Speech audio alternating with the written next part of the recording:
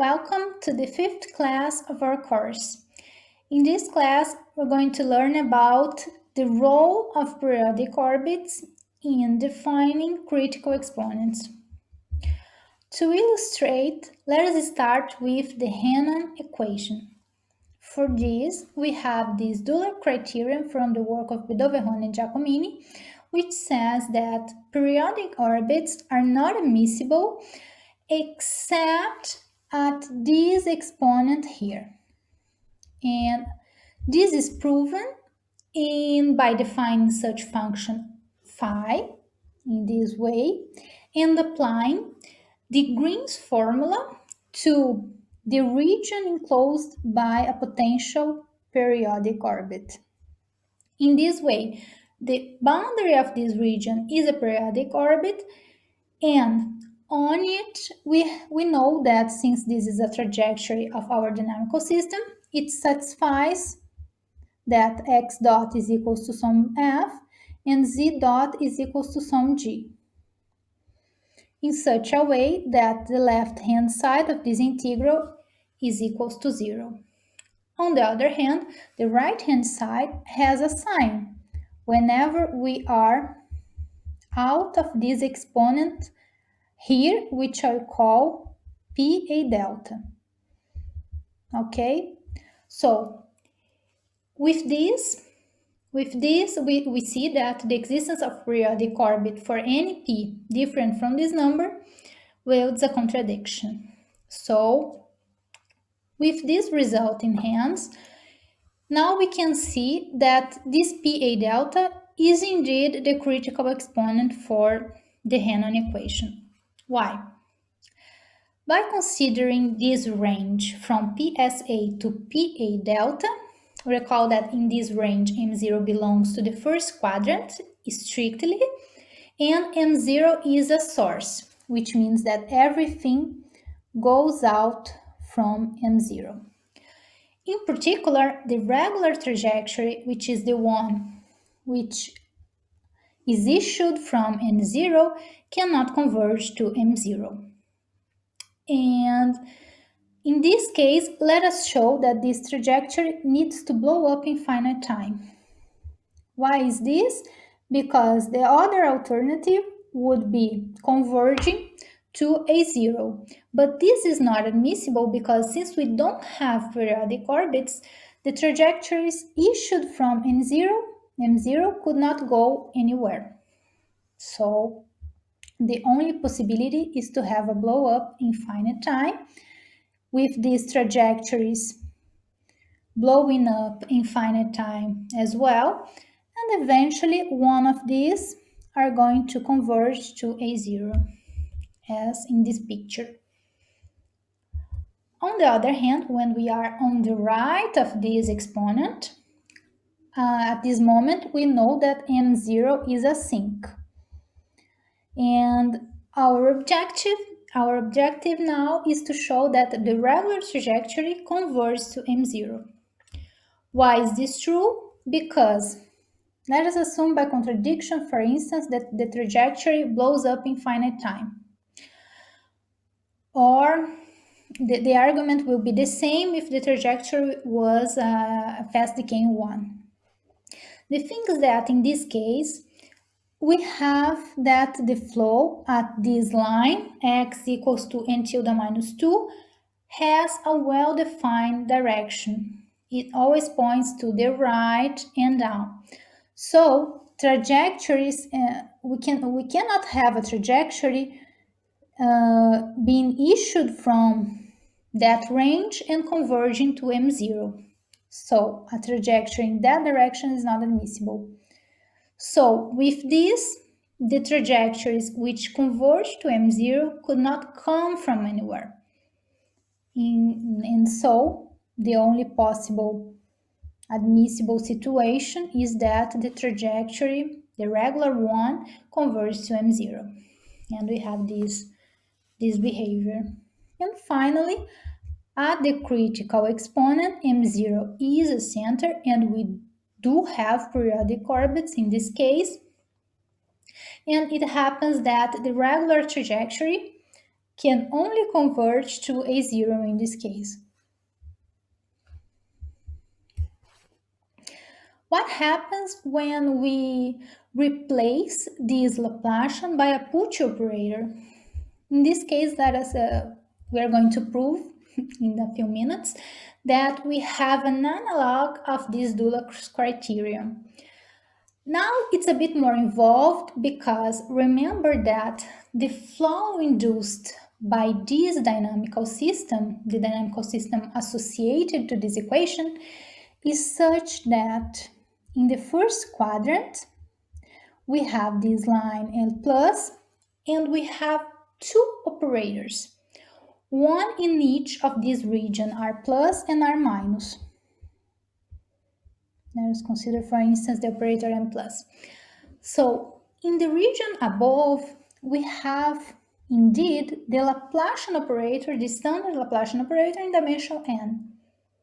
While in the region below, we still have a Laplacian, but now in dimension n tilde plus. So it's natural that from these two different operators, it naturally emerges two critical exponents, one for the dimension n and the other one for dimension n tilde. This is the first thing. In the case of m plus, they have the following ordering. PA delta is less than PP PA plus, and our Dulac criterion is going to say that in the region for less than PA delta and larger than PPA, in these ranges, we do not have periodic orbits.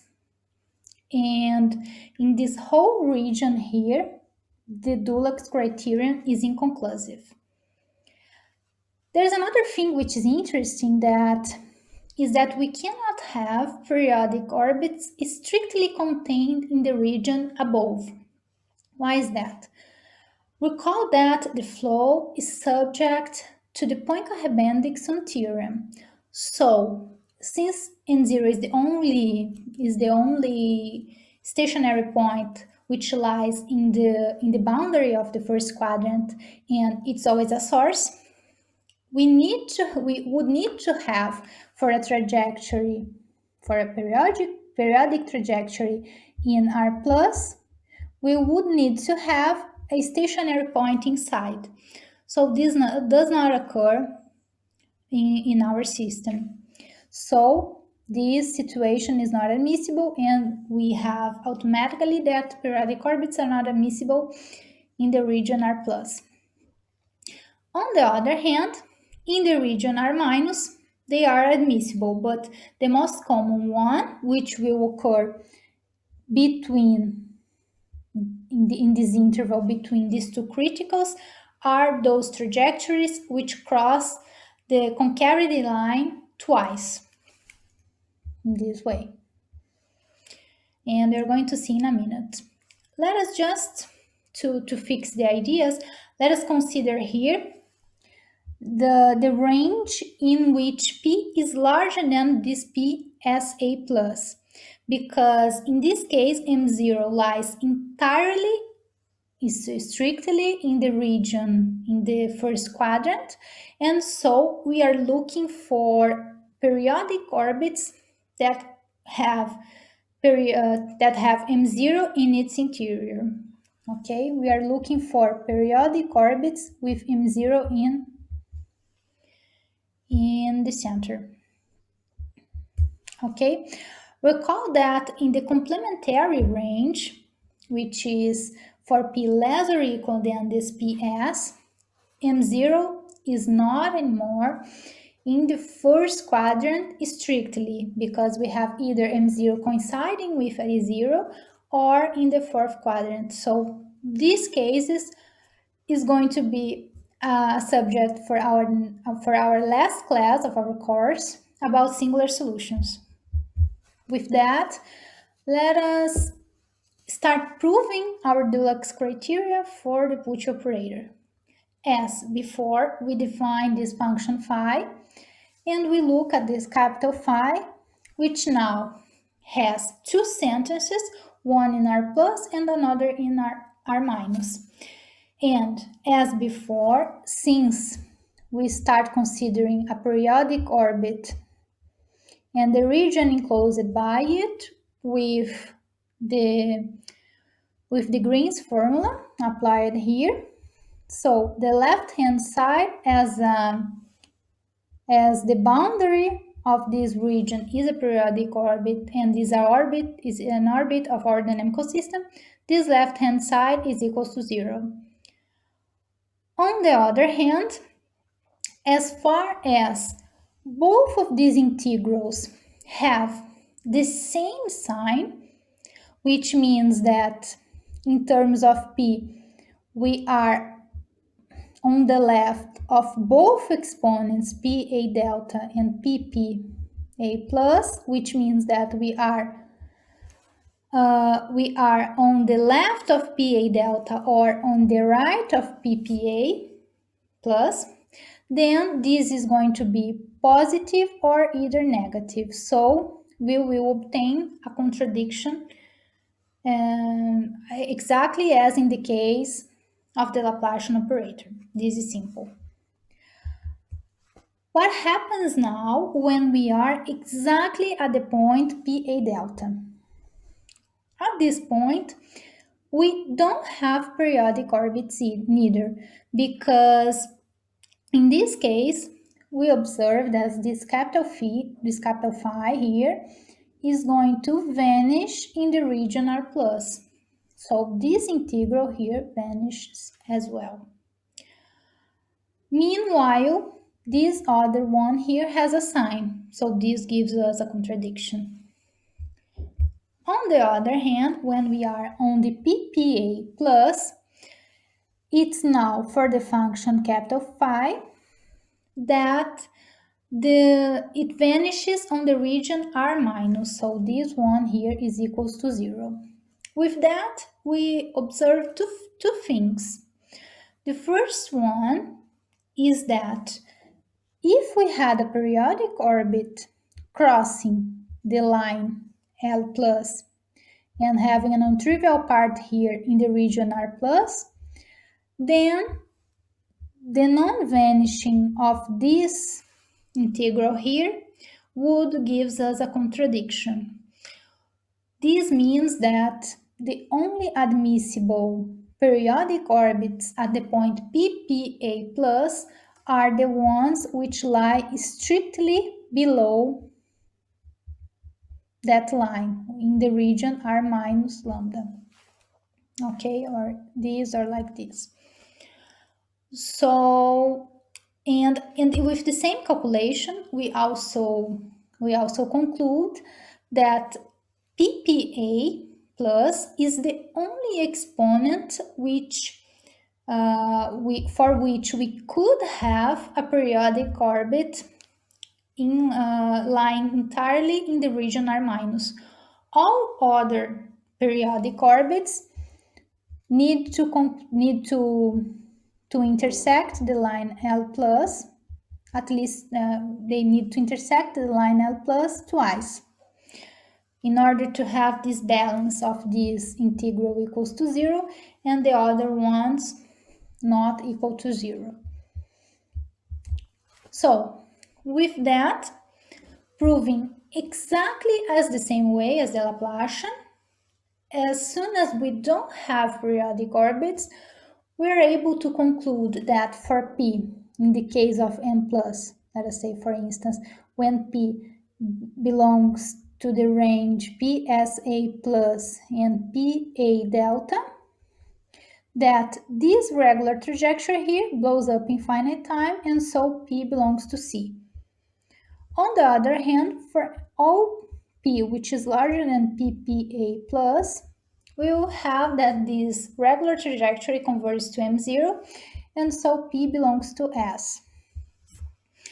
With that in mind,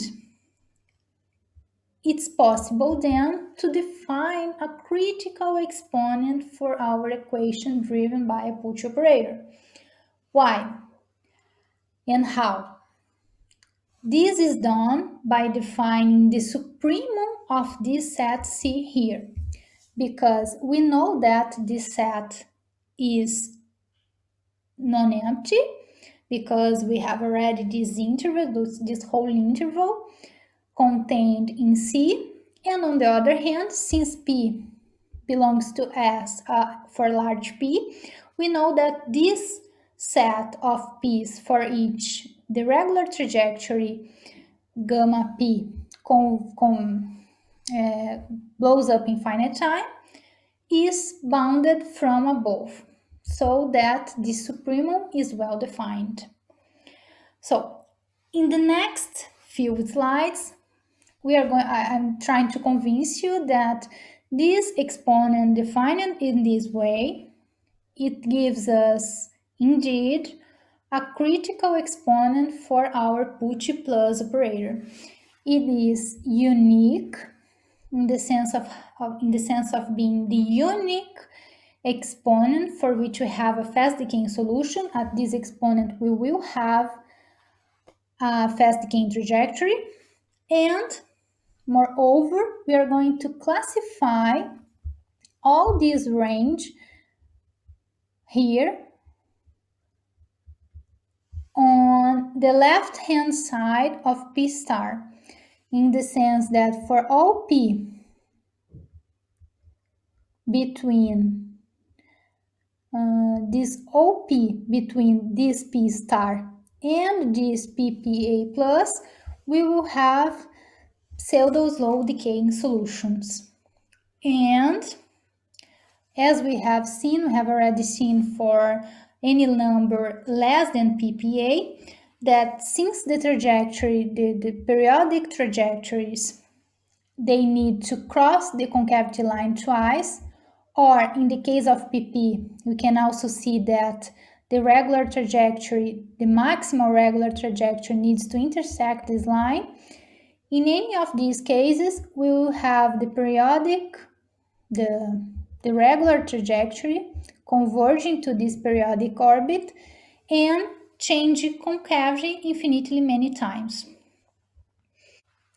The first step is to proving a suitable monotonicity in the set C union F. Note that if regular trajectory crosses the line L1 plus, then in particular it can never return and converge to either a zero or blow up in finite time. Why? Because as soon as it enters in that region, we can apply Jordan curve theorem on the plane to say that this trajectory cannot escape since we cannot have self-intersection in the dynamical system, then the only possibility of this trajectory as soon as it enters in that region is either converging to M0 or converging to a periodic orbit around M0. In particular, solutions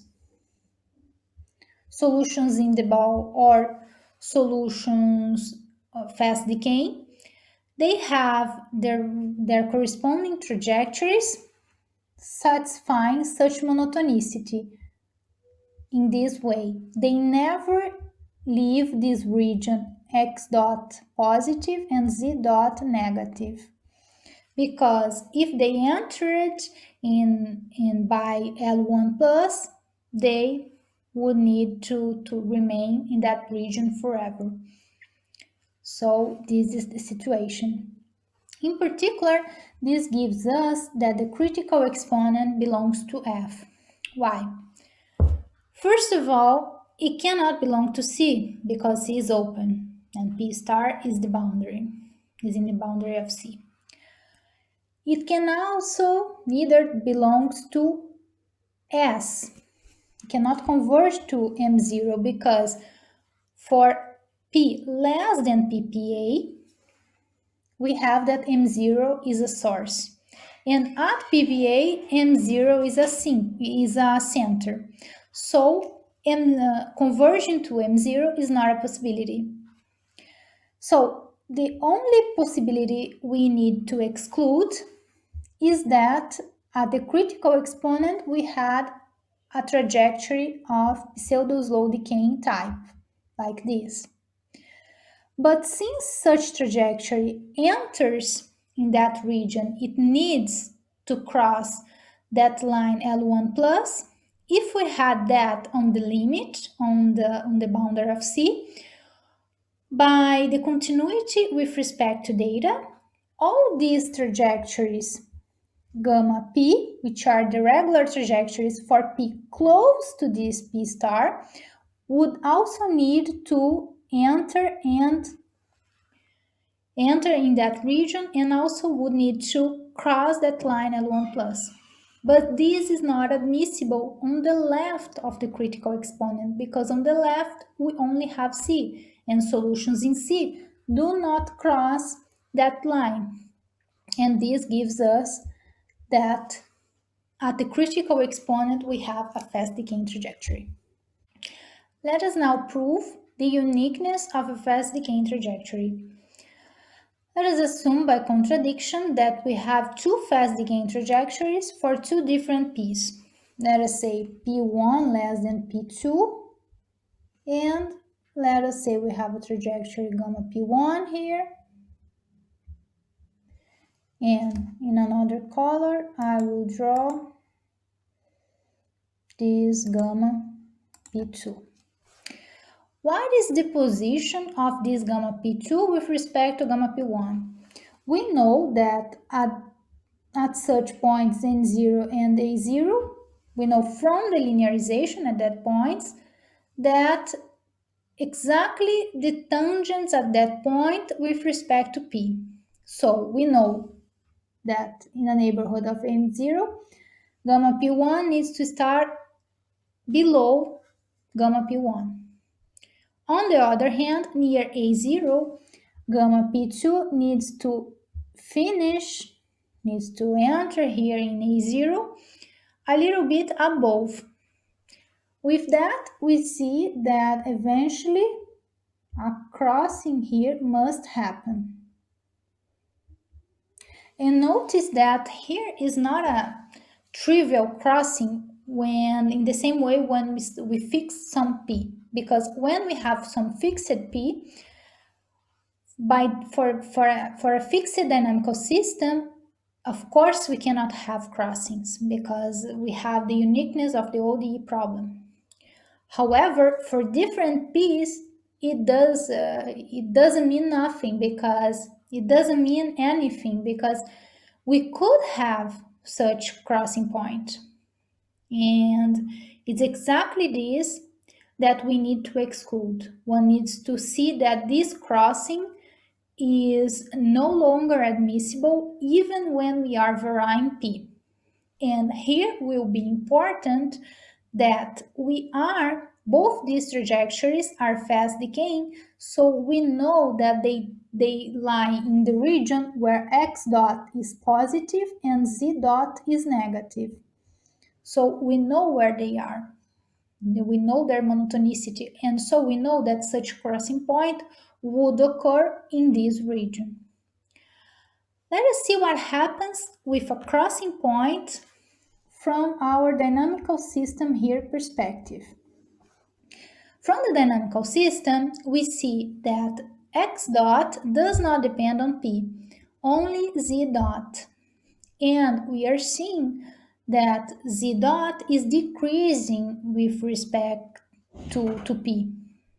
So the trajectory, which has a larger p, has now a smaller tangent by being like this, while the one which is less should be a tangent like this. So from the dynamical system, we see that this should be the ordering. Gamma p1 should be, after crossing, for instance, above this gamma p1, but this is not what we are seeing in the picture. So this is not admissible. Okay? So this is not admissible. And so at the critical exponent, we have this picture. And more general, we also cannot have crossings between, since we are considering the same region, x dot larger than 0, z dot less than 0, then we also cannot have a crossing between, for instance, a solution blowing up in finite time and a solution of fast decaying. This cannot happen. In the same way, a solution with fast decay cannot have an intersection here with some pseudo slow decay. And with that, we know, we can see that in fact we have a well ordering of regular solutions in this way. They cannot cross, so they are like this, they are like this, and so eventually one of them enters, but we always have that monotonicity. And in particular, this also gives us the property of the critical in the following sense. Once we enter in the region of C or in the region of F, separated by this fast decaying trajectory, for this critical P, we cannot come back and have another kind of trajectory. Now what happens with P in this interval between P star and PPA? In this case, M0, let us consider first the case open. And in this case, M0 is a source, and we have exactly this picture.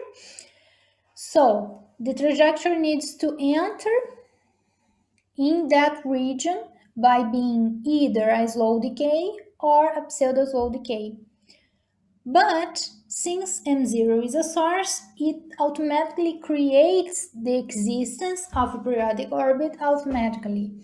In this way, we need to have this regular trajectory converging to this periodic orbit. And we can also split the other solutions of the system as well. Exactly at the point PP, M0 is a center. We will have such center characterization, but in the same way, we will have a maximal periodic orbit intersecting the line of concavity, and the regular trajectory is going to converge to this maximal trajectory in this way. Okay, what happens now for M-? In this case, we have still periodic orbits, but they will play a role in the study of singular solutions, and this will be the subject of our last class of this course. See you there.